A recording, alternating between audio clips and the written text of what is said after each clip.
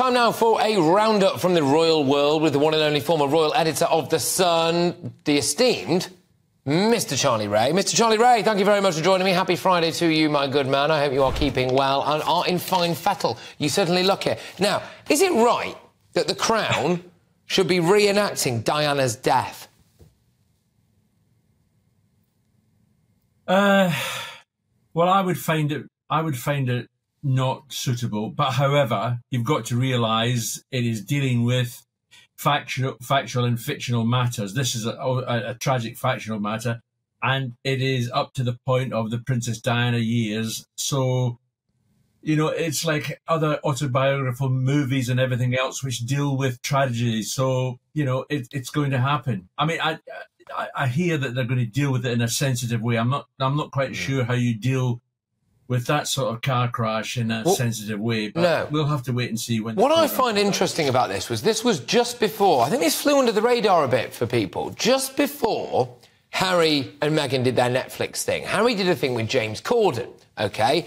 And I tell you what, if you...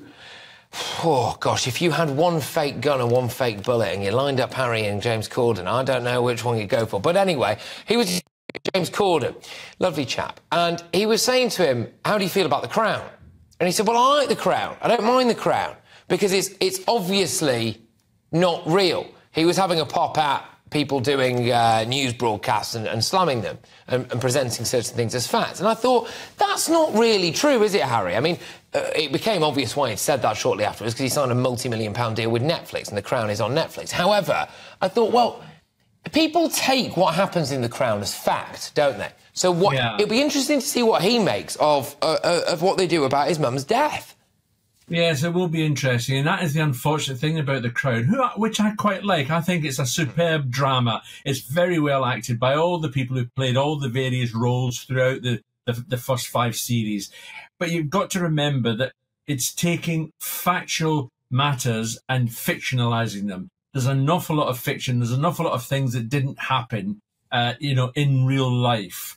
And yes, I agree with you. It would be interesting to see if Harry actually makes any comment at all about how they deal. I doubt very much if he will, because remember, he's still being paid lots of Mazuma from Netflix. So I'll be very surprised if he says anything, if he's going to be critical of it. But I think it's hypocrisy if he doesn't. I'm sorry, but I think it's hypocrisy if he doesn't. He's very quick to chime in about absolutely every single other thing. But he won't do it. Why? Because the money talks. And actually, where's his money coming from these days? A lot of it's coming from Netflix. However, on that note, him and Meghan, interesting stuff this. So Harry's coming over just before the Queen's death. And this is where Harry's, I would argue, at his best. So he's doing a well-child thing. Then he's got the Invictus Games. Harry, on his own, doing some very genuinely worthy charity work. You know, he's back at it. He's a few pints and whatever else down Soho way away from being the old Harry that we know and love, OK?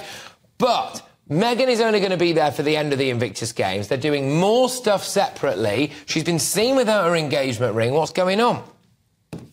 Right. Well, as you quite rightly say, he's coming over for the 7th of September for the Well Child Awards, which he's doing himself. Last year, Meghan came over with him. Now, it's interesting. The optics of this visit are going to be glaring to show, if you ever needed, how separate this royal family is. This is it. Remember that on the 8th of September is the anniversary of the Queen's death. And on the 9th of September, he's in Dusseldorf for the opening of the Invictus Games. Now, you're absolutely right. Meghan's going to join him midway through that. She'll be flying over. I don't think we should be reading too much into the fact that she's not going to be there with him straight away, because she's looking after the kids and everything else. But it's more the fact that Harry is not seeing his father or his brother. Now, they'll be up in Balmoral, reflecting quietly on the Queen's the anniversary of her death. But it's interesting that they're not even going to be chatting at all on any level.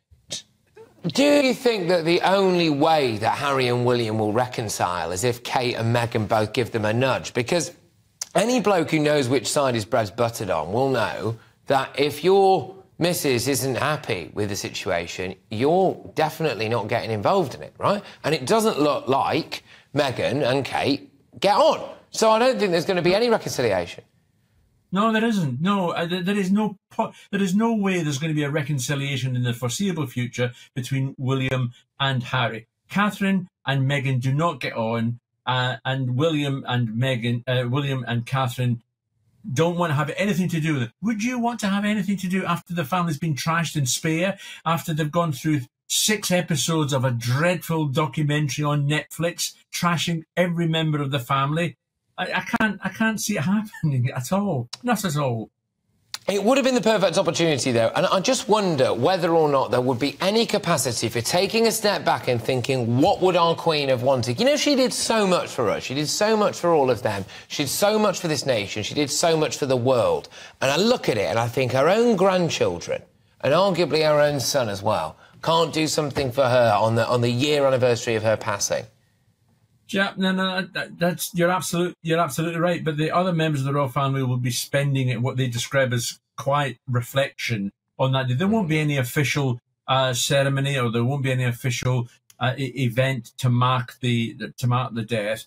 And I think from what I'm being told at the end of the Queen's life, she was getting rather exasperated with Prince Harry.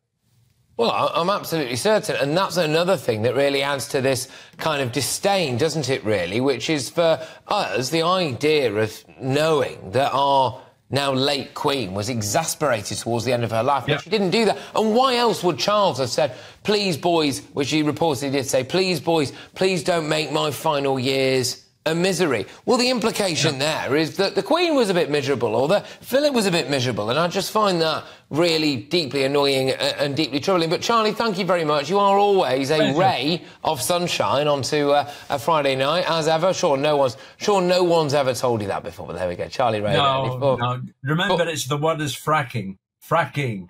Fracking, yeah. Well, yeah, you can fracking come again, I'll tell you that much. I better stop before I get hooked. Anyway, Charlie, thank you very much, the former royal editor of The Sun.